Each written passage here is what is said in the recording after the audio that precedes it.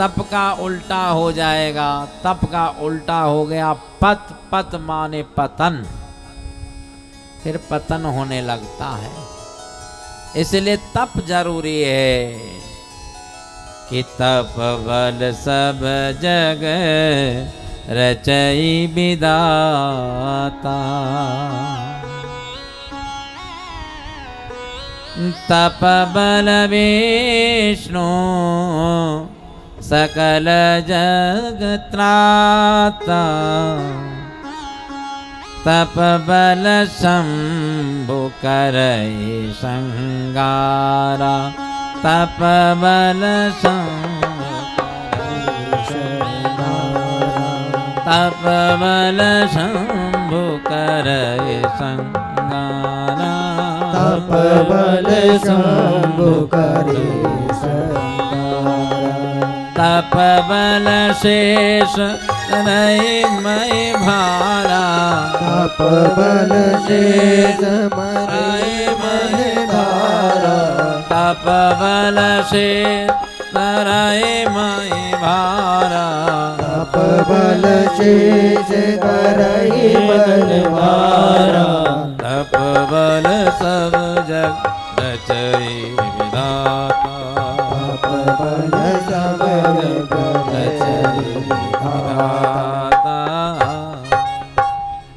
तप बल से सब भगवान ब्रह्मा जी सृष्टि की रचना कर रहे हैं, नारायण चला रहे हैं, महादेव संहार कर रहे हैं। अरे तप बल से जो है शेष अपने धरती को धारण किए हुए हैं। बोलो ये तप ही है ना, मेहनत का परिणाम है कि नहीं? बोलो आप लोग मेहनत करते हैं तो उसका फल पाएंगे। अब यहाँ कथा में बैठ कर के आपकी मेहनत हो रही कि नहीं हो रही? गर्मी में आप लोग आए, समय निकाला है, आकर के बैठ रहे हैं। किसी संसार के हम लोग मजदूरी करते हैं, दिन भर दिहाड़ी करो तो शाम को सेठ जो है वह दिहाड़ी अपन को पकड़ा देता है, कहता है आपको दिन भर की मजदूरी।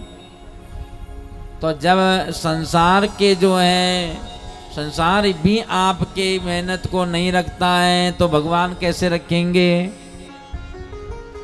जगत मजदूरी दे तो है तो क्यों राखे भगवान।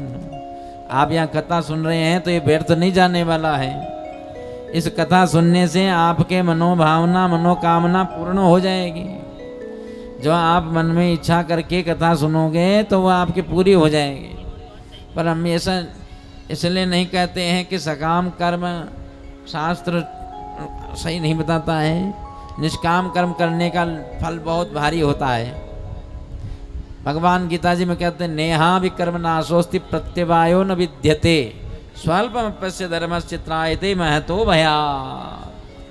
बताइए ये थोड़ा सा भी जो है निष्काम कर्म का आश्रय ले लेता है व्यक्ति तो उसको बहुत ज़्यादा लाभ होता है। त्रायते महतो भयात, बड़े से बड़े भयों से बड़े संकट का निवारण कर देने वाला यदि कोई है तो वह निष्काम कर्म है। पर फिर भी यदि ये भगवान के जो दर्शन है वो अमोघ है, ऐसे उनकी कथा भी अमोघ है। आप उनकी कथा सुनेंगे तो भी आप वंचित नहीं रहेंगे, इससे भी आपको लाभ मिलने लग जाएगा। तो भगवान की कथा सुनिए महाराज, इससे आपको लाभ मिलेगा ही मिलेगा। ये तप है ना, तप का लाभ मिलेगा। तो इसमें ये संकेत तो पक्का समझना चाहिए कि 16 वर्ष के आयु से लगाकर 21 वर्ष की आयु तक बालक को खूब श्रम करना चाहिए, खूब तप करना चाहिए। 4 जगह पर 4 चीजें को सहन करो तो तप हो जाएगा। ये आपके लिए बता रहा हूं। 4 जगह पर जब आप सत्संग में बैठे हो तब, सुमिरन में बैठे हो तब, आप गुरु के पास होवे तब, अथवा तीर्थ में होवे। ये 4 जगह पर 4 चीजों को सहन कर लेना। यदि वहां भूख लगे प्यास लगे उसको सहन करो थोड़ी देर तक। यदि वहां पर आपको कोई सर्दी गर्मी का अनुभव हो रहा होवे तो उसको सहन कर लीजिए। मान अपमान की कोई बात हो जाए, कहीं आगे बैठना पड़ जाए, पीछे बैठना पड़ जाए, ऊपर नीचे कहीं बैठना पड़ जाए, कोई आपको कुछ कह दे तो मान अपमान के विषय की विचार मत करना। ये मत सोचना कि हमारा अपमान हो गया, किसी ने हमको कुछ कह दिया इसलिए कल से हम कथा में ही नहीं आएंगे, ऐसा नहीं सोचना। इसको सहन कर लेने का नाम क्या है?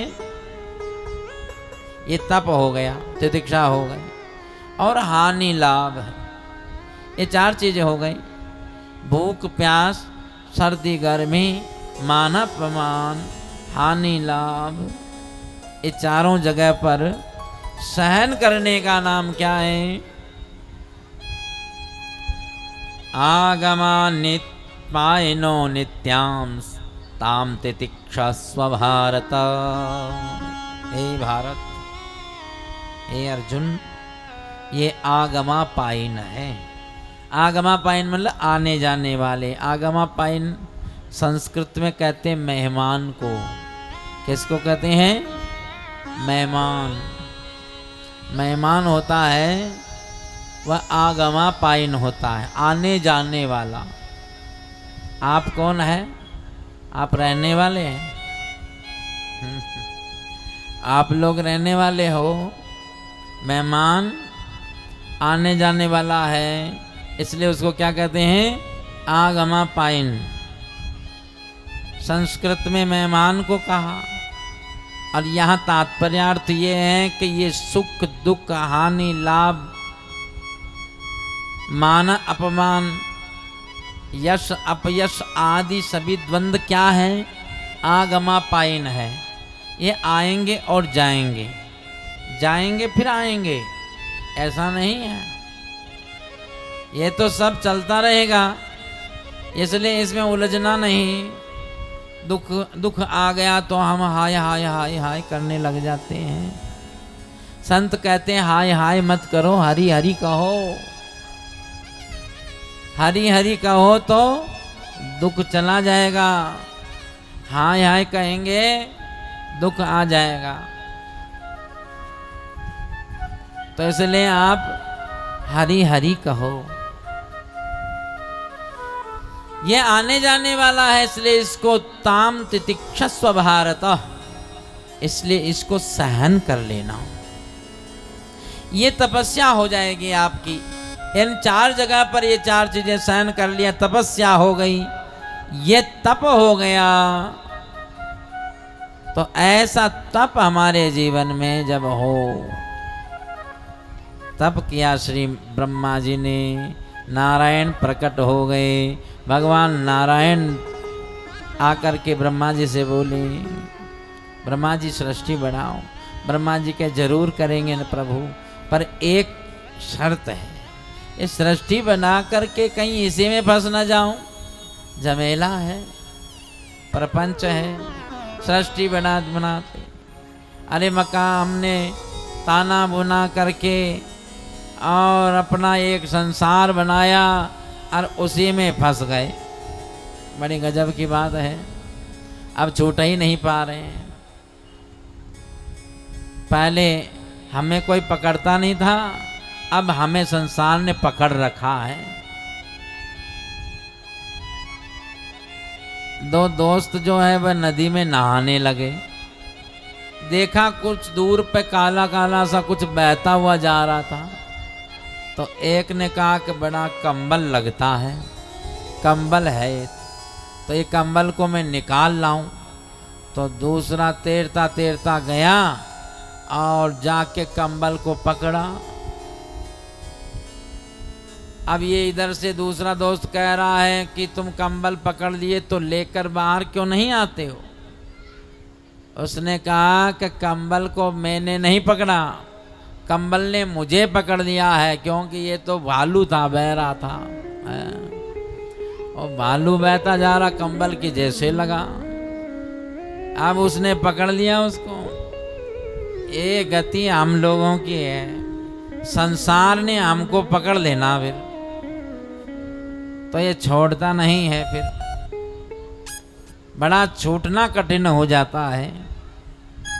यही सबसे बड़ा दुख है, आसक्ति, ये सबसे बड़ा दुख है। भगवान नारायण ने कहा ब्रह्मा जी सृष्टि बनाओ। उस भगवान महाराज ब्रह्मा जी बोले कि सृष्टि तो बनाएंगे पर सृष्टि में फंस जाएंगे, तब क्या होगा? बोले एक उपाय है जिससे नहीं फंसोगे। ये 4 श्लोक याद रखना और इन 4 श्लोकों को स्मरण करते रहना।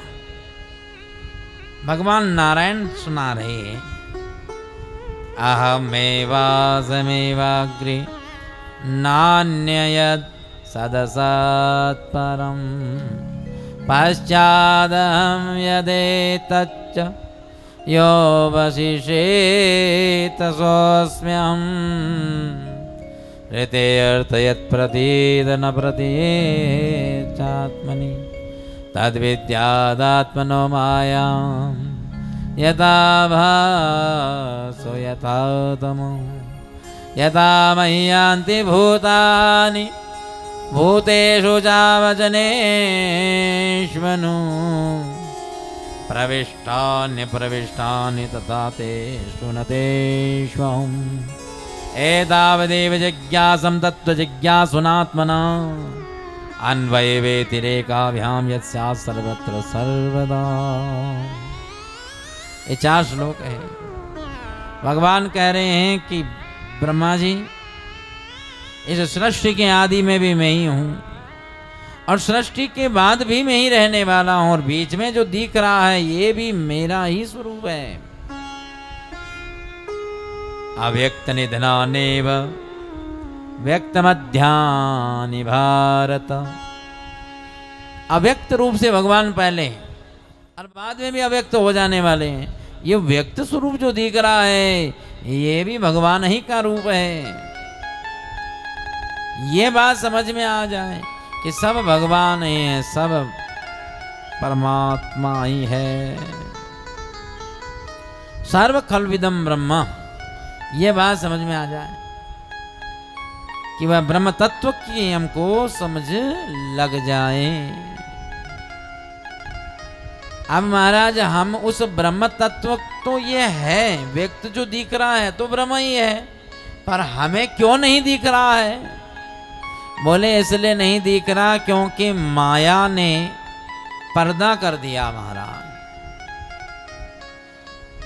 ये संसार क्या दिखता है हमें?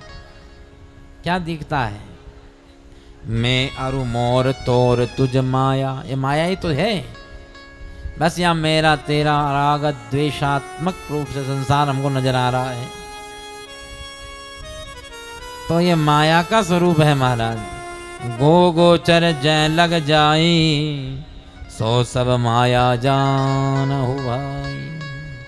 माया का स्वरूप, माया ने पर्दा कर दिया, इसलिए हमको ब्रह्म नहीं दिख रहा है। माया की 2 शक्तियां हैं, एक आवरण दूसरा विक्षेप। कई लोग कहते हैं माया भगवान से जीव के बीच में पर्दा करती है। गोस्वामी जी यहाँ पर कहते हैं कि ये माया और ब्रह्म ही जैसे लग रहे हैं।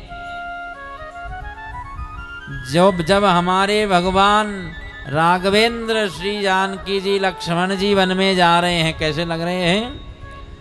उभय बीच सिय सोहती कैसे, उभय बीच सिय सोहती कैसे, उभय बीच सिय सोहती कैसे, उभय बीच सिय सोहती कैसे, जीव ब्रह्म विच माया जैसे, जीव ब्रह्म विच माया जैसे, जीव ब्रह्म विच माया जैसे।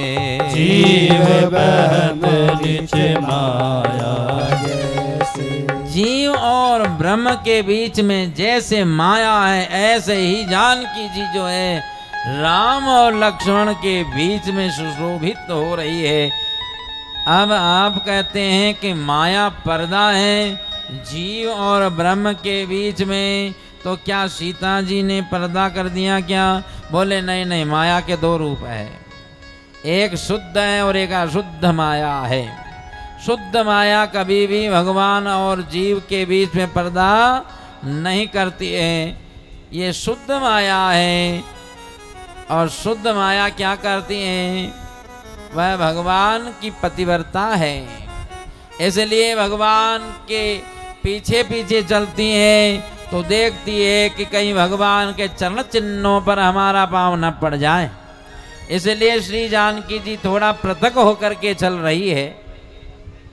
और जब जानकी जी पृथक चलती हैं तो लक्ष्मण जी और राम जी के बीच में पर्दा नहीं होता है, दर्शन हो रहे हैं। तो शुद्ध माया ने पर्दा नहीं किया, तो किस माया ने पर्दा किया? बोले अशुद्ध माया, जिसको अविद्या कहते हैं। ये अविद्या जीव और ब्रह्म के बीच में पर्दा,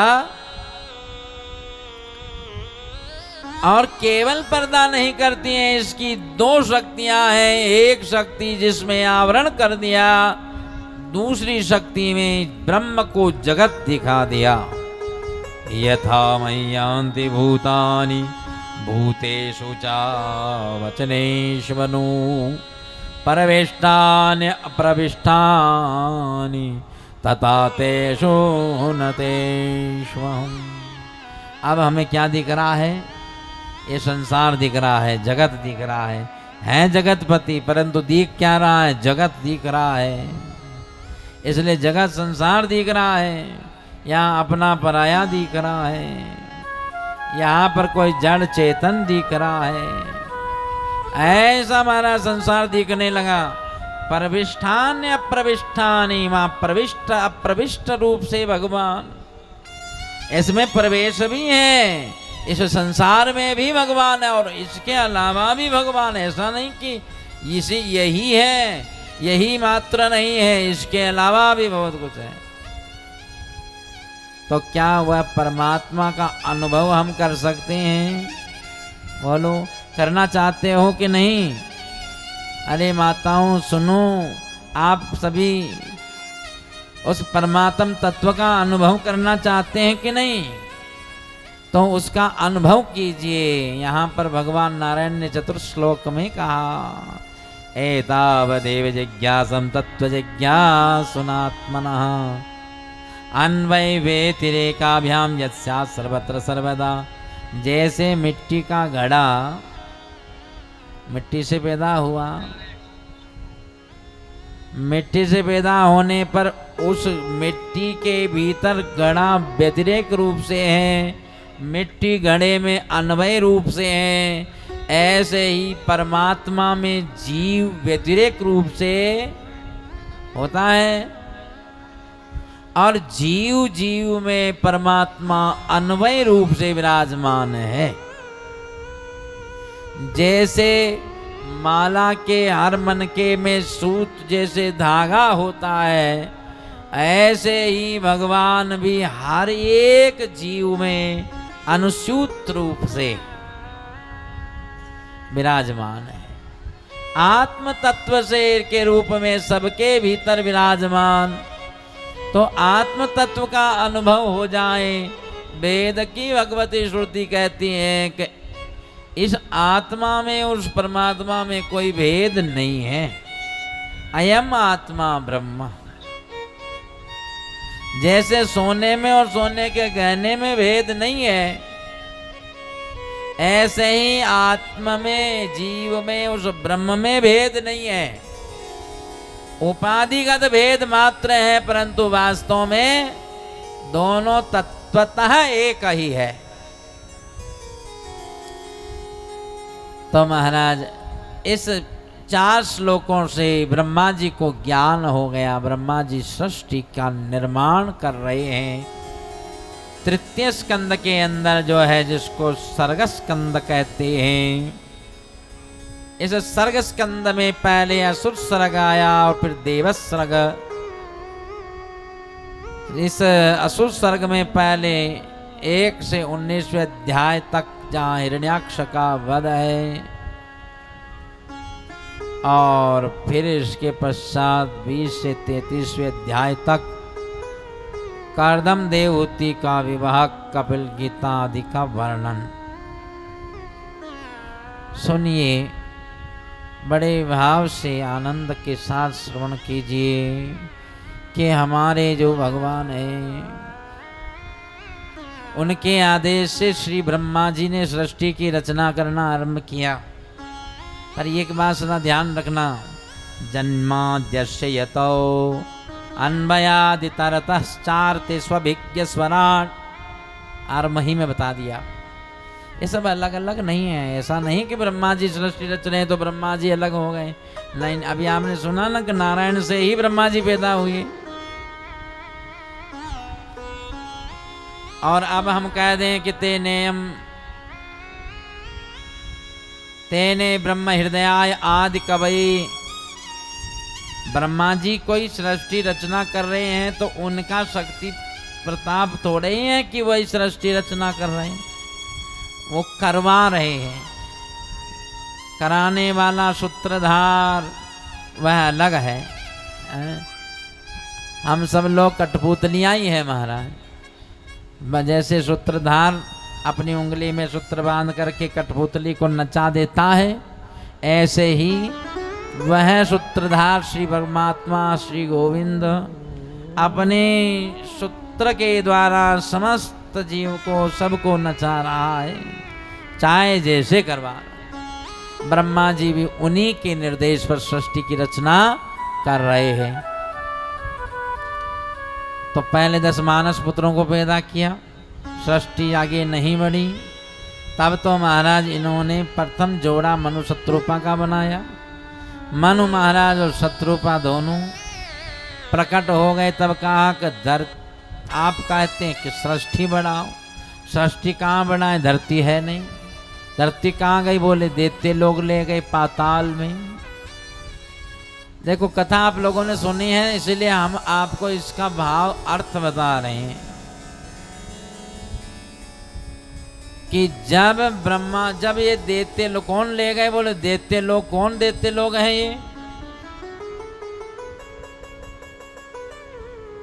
तो कहा कि कश्यप ऋषि के 13 पत्नियां, जिनमें से 2 प्रमुख है, दीति और अदिति।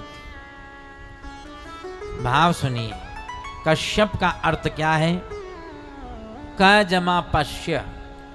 क कहते हैं ब्रह्म को, जहां पर वेद के अंदर कम ब्रह्म खम ब्रह्म कह करके संबोधित किया गया, वह क माने ब्रह्म और पश्य माने देखना, माने परमात्मा को देखना, ब्रह्म को देखना। देखना माने ज्ञान। तो भगवान को देखने की दृष्टियां कई प्रकार की हो सकती है, पर 2 प्रमुख है, एक दीति दूसरी अदिति। दीति माने द्वैत, अदिति माने अद्वैत। परमात्मा को अद्वैत दृष्टि से देखना, समझना। अद्वैत माने मुझसे अलग नहीं है, द्वैत दृष्टि से माने वह पर है। अनेक प्रकार की दृष्टियां हो सकती। अब महाराज कश्यप जी के दीति के द्वारा, उसके दुराग्रह के कारण से उनके गर्भ में 2 असुर आ गए। ये असुर गर्भ ही में थे, तभी बड़े अपशगुन होने लगे, प्रकट हो गए। तो इनका नाम पड़ा हिरण्याक्ष और हिरण्याकश्यप। हिरण्याक्ष हिरण्याकश्यप का नाम से ही पता लग रहा है। हिरण्य जमा अक्ष कहते हैं, आंख में जो स्वर्ण ही स्वर्ण बसा है, माने धन ही धन। पैसे की ही बात हो जब भी हो, बस दूसरी बात हो नहीं। तो धन की बात जो है वह करने वाला हिरण्याक्ष, और हिरण्याकश्यप अभिमान का रूप है। एक अभिमान है, एक लोभ है। लोभ अभिमान भागवत जी में आया कि हिरण्याकश्यप दिन दुगुने रात चौगुने बढ़ जाते हैं। अब बढ़ जाते हैं क्योंकि लोभ और अभिमान बढ़ते जाते हैं, ये घटते नहीं है, ये कमी नहीं होती है, तो बढ़ रहे हैं, बढ़ रहे हैं। द्वारपाल हरि के प्रिय दो, जय अरु विजय जान सबको। द्वारपाल हरि के प्रिय दो, द्वारपाल हरि के दो, द्वारपाल हरि के प्रिय दो, द्वारपाल हरि के प्रिय दो। जय अरु विजय जान सबको, जय और विजय जान सबको, जय अरु विजय जान सबको, जय और विजय जान सबको। द्वारपाल हरि के प्रिय दो, द्वारपाल हरि के द्वारपाल ये है दोनों, जय और विजय। तो जय और विजय को क्या हो गया जिससे वह दोनों असुर बनना पड़ गया? तो महाराज ये दोनों द्वार पर खड़े पहरा देवे, पर कभी कभी ऐसा हो जाता है पोस्ट ऊंची हो जाए तो उसका अभिमान भी आ जाता है। फिर व्यक्ति थोड़ा सा अपने को दिखाने के कारण से कभी किसी का अपमान कर दे। जय और विजय दोनों ही द्वारपाल बने। एक बार आए संत सनकादिक, और सनकादिकों के आने पर जय और विजय ने रोक लिया। तो सनकादिकों ने कहा कि ये है वैकुंठ। वैकुंठ कहते हैं कुंठा रहितम वैकुंठा।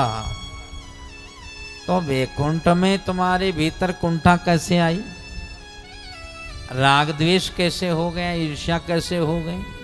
ये तो संसार में तो चलता है।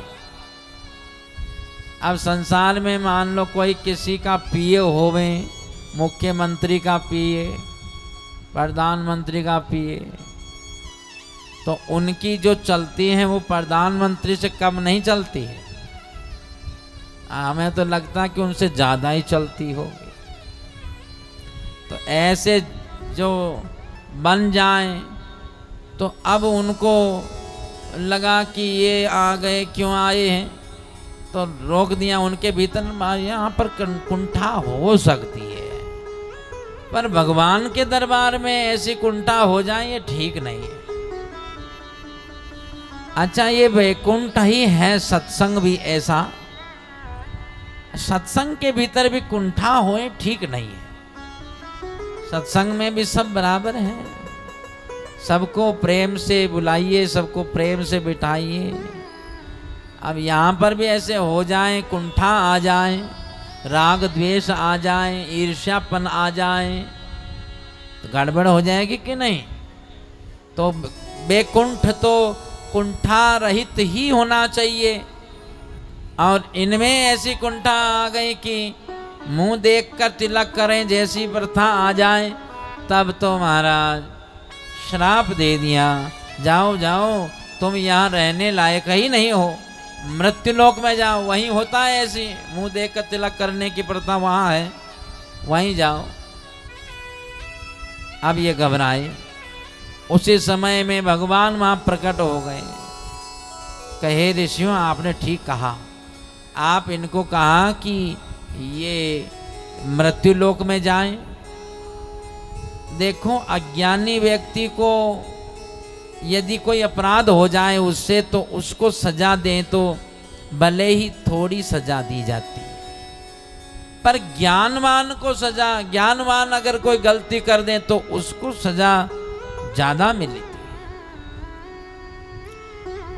एक हीरा पड़ा था मार्ग के बीच में, तो लोग आते, कोई उसको पांव की ठोकर देख करके साइड में करके चल पड़ते, सोचे कि कोई शीशे का टुकड़ा होगा, किसी के पांव में चुभ जाएगा, तो पांव की ठोकर मार दें।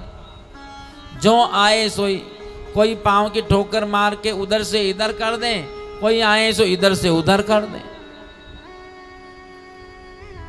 एक उधर से जौहरी निकला, उस जौहरी ने जब उस हीरे को देखा तो उसने भी ठोकर मार दी जैसे लोग मारते थे, तो उसने ठोकर मार दी तो हीरा को जो है बड़ा दुख हुआ।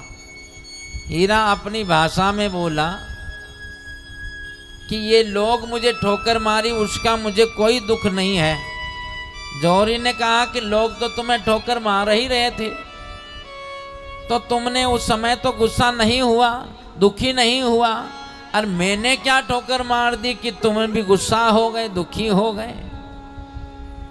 हीरा बोला कि लोग जो मेरे को ठोकर मारते थे वो तो अज्ञानता में मारते थे, क्योंकि वो मेरी कीमत नहीं जानते थे, वो मुझे पहचानते नहीं थे।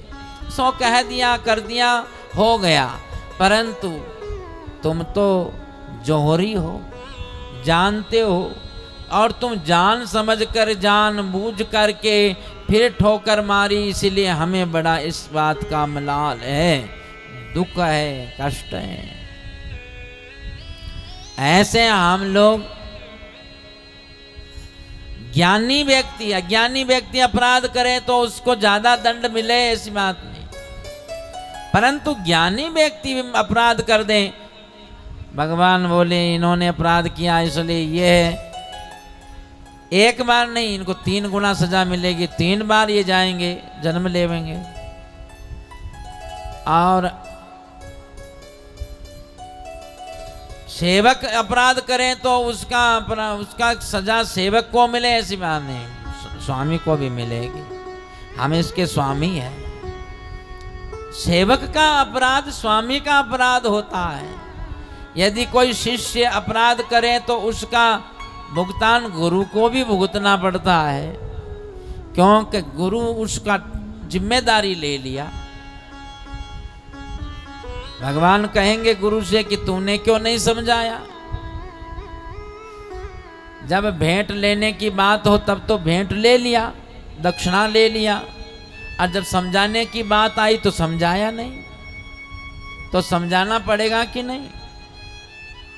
तो शिष्य की जिम्मेदारी गुरु की, यदि शिष्य अपराध करे तो गुरु का अपराध हो गया, सेवक का अपराध स्वामी का अपराध कहलाता है। इसलिए भगवान बोले कि हम भी इसको जो है जन्म हमारा भी होएगा, और यह भी भगवान ने इनको, अब जब इनका जन्म होने लगा, पहला जन्म हो रहा है, हिरण्याक्ष और हिरण्याकश्यप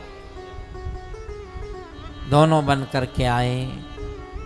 दूसरे जन्म में ये रावण कुंभकर्ण बन करके आए, तीसरे जन्म में फिर ये शिशुपाल दंतवक्त्र बन करके आए। तब हिरण्याक्ष और हिरण्याकश्यप अदिति के गर्भ से प्रकट हो गए। अब हम ये कहना चाहते हैं महाराज कि जैसे हिरण्याक्ष लोभ और हिरण्याकश्यप अभिमान, लोभ और अभिमान जब होता है जीवन में तो रसा रसा तल में चली जाती है। कई लोग कहते हैं कि धरती को पाताल में देते लोग कैसे ले गए, रसा रसा तल जाए तब। जब अभिमान लोभ बढ़ जाता है, हम यूं कहें कि धरती की बात छोड़िए, आप परिवार की बात देखिए। परिवार में भी जब ऐसे लोग प्रकट हो जाएं जो लोभ अभिमान का रूपक हो, लोभ अभिमान जिनके भीतर हो, ऐसे लोग परिवार में होए तो परिवार भी छिन्न भिन्न हो जाता है, परिवार टूट जाता है।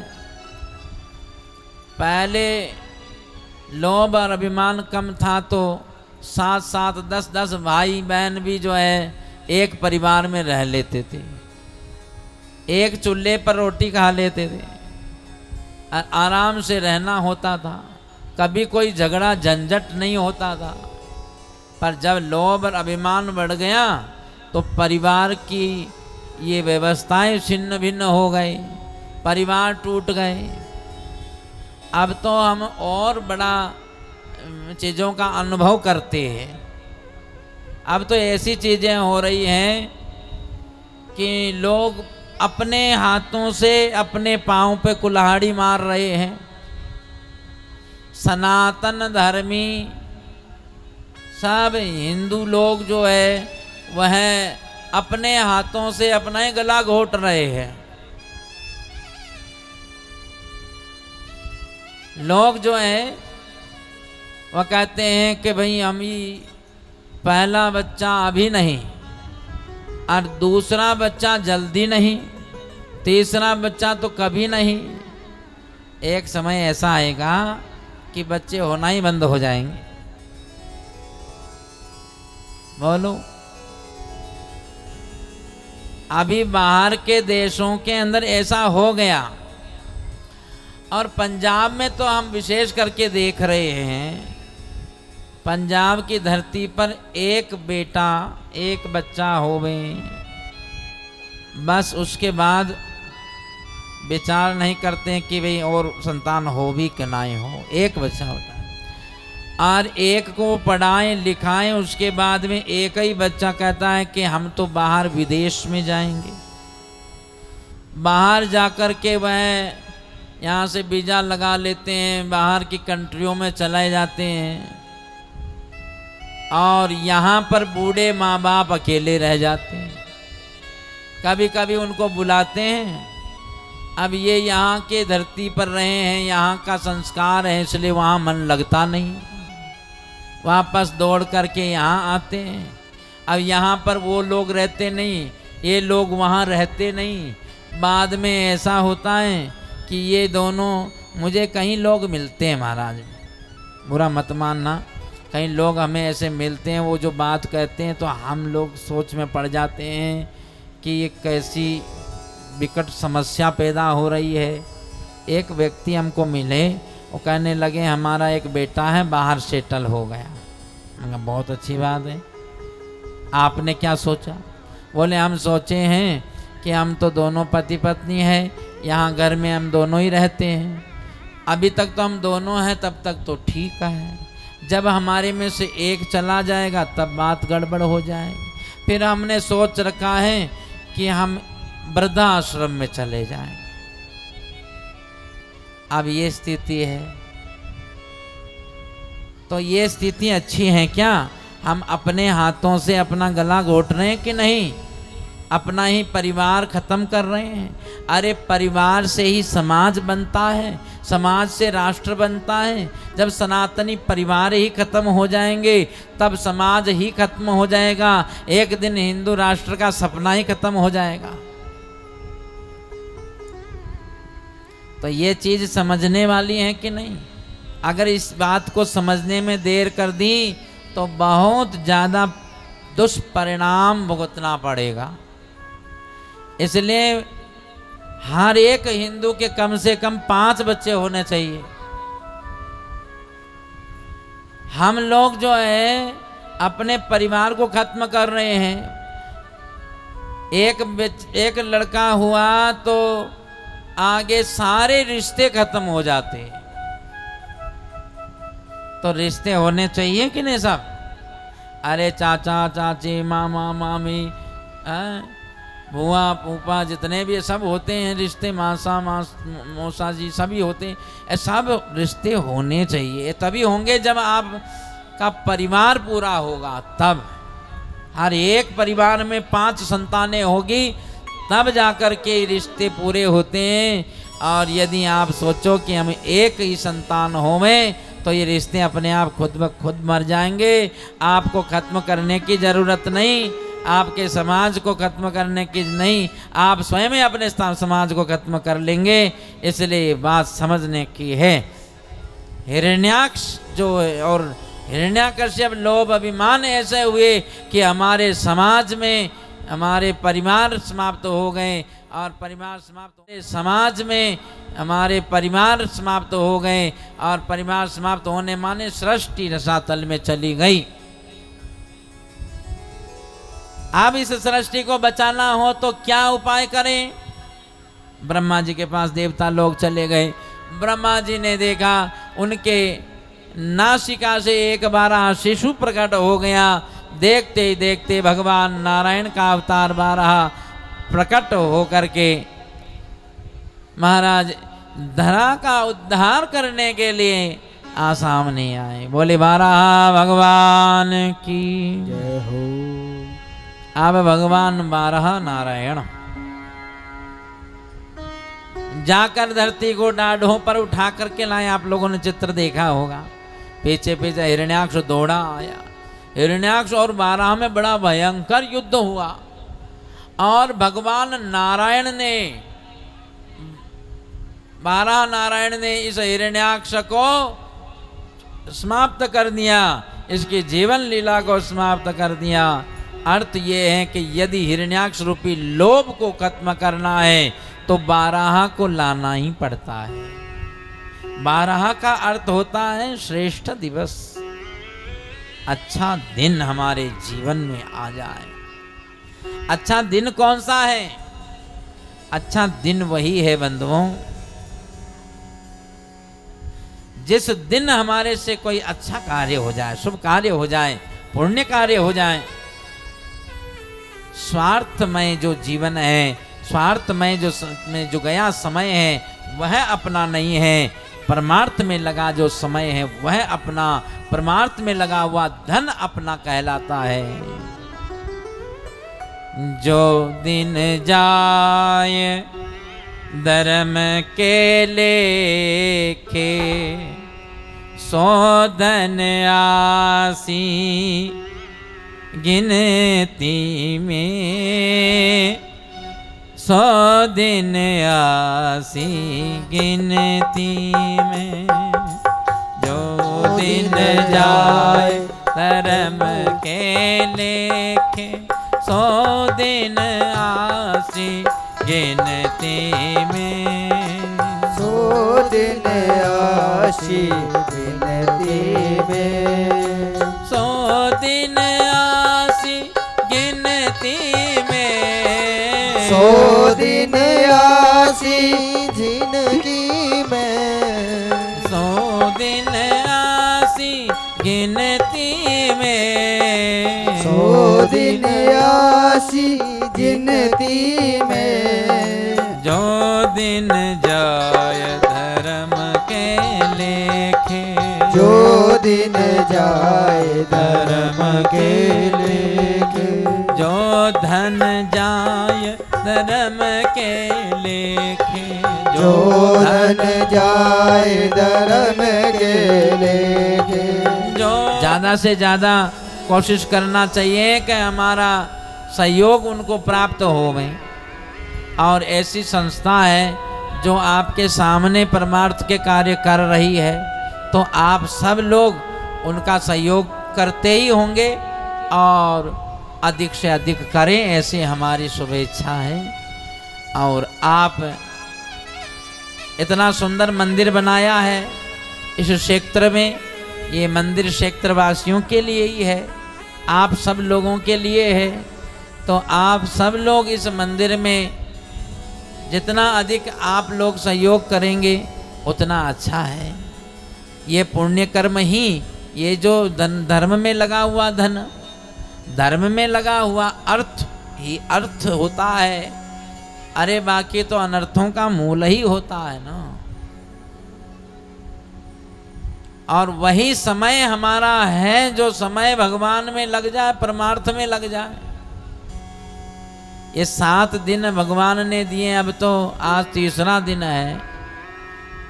तो भगवान की कथा में समय जो है, यहाँ जो दिया गया समय, ये आपके खाते में लिख दिया गया है कि आप जाकर के कथा में बैठे हैं, 7 दिन दिए हैं। अरे ऐसा लिखेंगे तब ठीक थोड़ा ही होगा कि बोले आप ये कथा में तो गए थे, कथा तो 3 घंटा होती थी, ये तो आधा ही घंटा जाते थे। ऐसा लिखेंगे तो थोड़ा ही अच्छा लगेगा। पूरा समय दिया करो, जितना समय कथा का रखा है उतना समय आप दिया करें, यही समय आपका अपना है। तो ये 12 माने वह श्रेष्ठ दिवस, जो दिवस हमारे परमार्थ में लगा है, उसी परमार्थ के कारण से ये परमार्थ धर्मार्थ ही जो है, ये हिरण्याक्ष रूपी लोभ को मार सकता है। तब मनु महाराज शत्रुपा के यहाँ पर 3 पुत्रियां और 2 पुत्र हुए। बड़ी पुत्री का विवाह रुचि प्रजापति के साथ में हुआ, जिनके यहाँ पर यज्ञ नारायण भगवान प्रकट हुए। दक्षिणा भी साथ में आई। यज्ञ भगवान बड़े सुंदर थे। मनु महाराज ने गोद ले लिए। गोत्र बदल जाने से इनका विवाह दक्षिणा के संग में हुआ। यज्ञ के बिना, देखो दक्षिणा और यज्ञ, दक्षिणा पत्नी है यज्ञ की, तो बिना दक्षिणा के यज्ञ पूर्ण नहीं माना जाता है। कई लोग कहते हैं कि पंडित जी ने तो दक्षिणा की बात कह दी, दक्षिणा की कह दी, पंडित जी तो लोभी है। अरे पंडित जी लोभी नहीं है, पंडित जी ने धर्म की बात कही है कि बिना दक्षिणा के यज्ञ पूर्ण नहीं माना जाता है। इसलिए वहां पर दक्षिणा का विधान है। हर पूजा के बाद में, हर अनुष्ठान के बाद दक्षिणा का विधान है। हर अनुष्ठान के बाद पंचकर्म किए जाते हैं।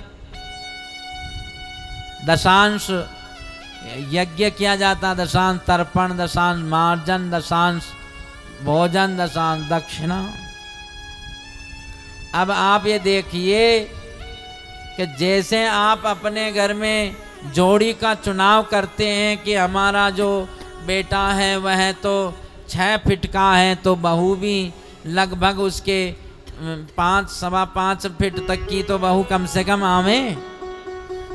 कि ऐसा हो कि दूल्हा तो 6 फीट का होवे और दुल्हन उसके पास में 2 फीट की चल जाएगी। बोलो, अरे यज्ञ बड़ा हो तो दक्षिणा भी बड़ी होती है कि नहीं होती है? जितना बड़ा यज्ञ, यज्ञ का अनुरूप दक्षिणा होती है।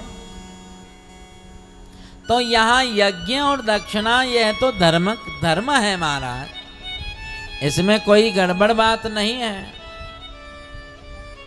दूसरी पुत्री देवहूति मझली पुत्री, उनका विवाह करदम जी के साथ में हो गया और करदम जी के यहाँ पर 9 कन्याएं पैदा हुई। और जब भगवान नारायण ने इनको वरदान दिया कि आपके घर में मैं पुत्र बन करके आऊँगा, पुत्र का इंतजार करते करते 9 कन्याएं आ गई। ये 9 कन्याएं ऐसा है जैसे नवदा भक्ति ही आ गई है महाराज, क्योंकि नवदा भक्ति हो तब नारायण आवे। तो नवदा भक्ति ही प्रकट हो गई और ये 9 कन्याओं का विवाह 9 बड़े बड़े ऋषियों के साथ में किया गया। और अब जब इनके विवाह भी हो गए, कला का मरीचि के साथ में और अनुसुया का अत्रि के साथ में, श्रद्धांगिरा भूपलह के साथ, कोलिया का कृतु के साथ में, ख्याति का भृगु के साथ में, अरुंधति का वशिष्ठ के साथ में, शांति का थर्मा के साथ में विवाह हो गया। मनु महाराज का कुल बड़ा धन्य है, क्योंकि मनु महाराज के पुत्री के घर में तो भगवान आए ही, पुत्री के घर में भी भगवान आए हैं। अनुसुया और अत्रि के यहाँ पर भी भगवान नारायण, दत्त नारायण भगवान दत्तात्रेय प्रकट हो गए। बोले दत्तात्रेय भगवान की जय हो। तो ऐसी बड़ी कृपा हो गई। अब कपिल नारायण भगवान प्रकट हो गए और अब कपिल नारायण जब आए, करदम जी तो चले गए संन्यास्त हो करके, और हमारे देवहूति माता एक दिन कपिल नारायण भगवान से प्रश्न कर रही है कि हे गुरुदेव, वैसे तो आप पुत्र हैं, पर मैं आपके सामने आज पुत्र और माता के संबंध से नहीं आई, वरन आप गुरुदेव हैं, मैं आपकी शिष्या हूँ, मुझे आप ज्ञान प्रदान करें। कपिल नारायण बोले कि पूछो माते, क्या पूछना चाहते? कि निर्विण्ण नितराम भूमन्न सैन्द्रिय तृष्णा एन संभाव्यमानेन न प्रपन्नान्दतम प्रभु। मैं पूछना चाहती हूँ कि हम लोग भजन करने बैठते हैं तो ये इंद्रियां भोगों की तरफ भाग जाती है, ये मनीराम तो रुकता ही नहीं है। कैसे हम मन को वश में करें, इंद्रियों को वश में करें? कोई हमारे को ऐसा उपाय बताओ। श्री कपिल नारायण कहते हैं कि माता, जरा ये देखो कि हमारा मन जाता कहाँ है। ये मन और कहीं नहीं जाता है, जहाँ इसकी आसक्ति होती है मन वहाँ भागता है। हम यूं कहें कि आप लोग अभी आ रहे थे तो कहीं रास्ते में कचरे का ढेर देखा होगा, तो क्या उस कचरे के ढेर में आपका मन जाता है क्या? वहाँ नहीं जाता। क्यों नहीं जाता है? क्योंकि कचरे से हमको कोई लेना देना नहीं है। तो मन कहाँ जाता है? जहाँ पर इसकी आसक्ति होती है वहीं पर ये मन चला जाता है। तो हमारी आसक्ति कहाँ हो, आय आसक्ति का केंद्र हम बदल दें तो बात बन सकती है। बंधुओं, हमारे मन में आसक्ति या तो भगवंत के प्रति होवे या फिर उनके भक्त के प्रति होवे। और हमारे श्री सुखदेव जी महाराज कहते हैं कि परीक्षित, कपिल नारायण भगवान ने उपदेश दिया कि सताम प्रसंगान मम वीर्य संविदो भवन्ति हृतकर्ण रसायना कथा। तो यह महाराज संतों के प्रति हमारा जो है ऐसा भाव बन जाए और उनमें हमारा मन लग जाए, उनके पास जाएंगे तो क्या होगा? कब बोले उनके पास में बैठने से हमको भगवान की कथा सुनने को मिल जाए और इस कथा से हमारे जीवन की सब व्यथा मिट जाएगी। तो संतों के पास हम लोग जावें।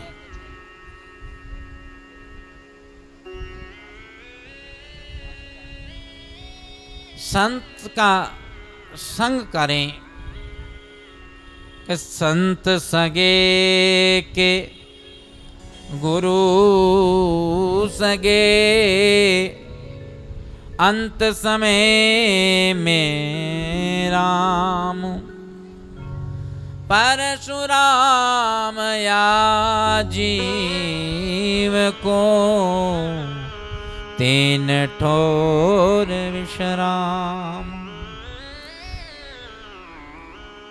हो संतन के संग लाग रे, तेरी अच्छी बनेगी। संतन के संग लाग रे, तेरी अच्छी बनेगी। संतन के संग लाग रे, तेरी अच्छी बनेगी। अच्छी बनेगी तेरी बिगड़ी बनेगी। अच्छी बनेगी तेरी बिगड़ी बनेगी। अच्छी बनेगी तेरी बिगड़ी बनेगी। अच्छी बनेगी तेरी बिगड़ी बनेगी। संतन के संग लाग रे, तेरी अच्छी बनेगी। संतन बन के संग लाग रे तेरी अच्छी बनेगी।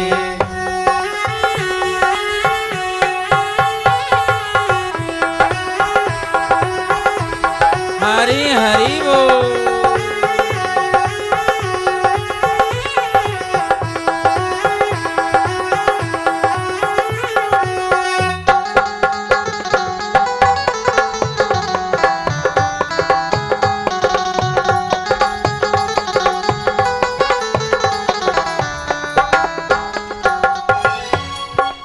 संतन संग कर पुण्य कमाई, संतन संग कर पुण्य कमाई, संतन संग कर पुण्य कमाई, संतन संग कर पुण्य कमाई।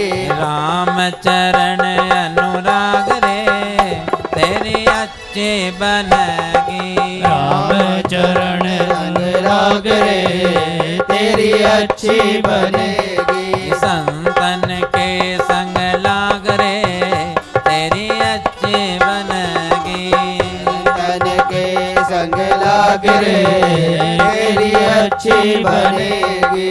अच्छी बनेगी तेरी बिगड़ी बनेगी। अच्छी बनेगी तेरी बिगड़ी बनेगी। अच्छी बनेगी तेरी किस्मत जगेगी। अच्छी बनेगी तेरी किस्मत जगेगी।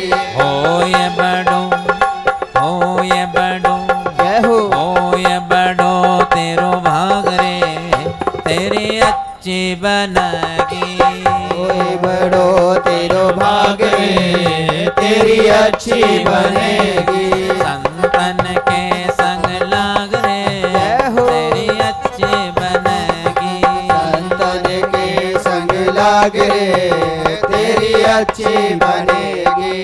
ध्रुव जी की बन गई प्रहलाद जी की बन गई। ध्रुव जी की बन गई प्रहलाद जी की बन गई। ध्रुव जी की बन गई प्रहलाद जी की बन गई। ध्रुव जी की बन गई प्रहलाद जी की बन गई। हरि सुमिरन में लाग रे तेरे अच्छे बनेगी। सारे सुमिरन में लाग रे तेरी अच्छी बनेगी। संतन के संग लाग रे वह अपने इस मन को संत चरणों में जोड़ दीजिए। अथवा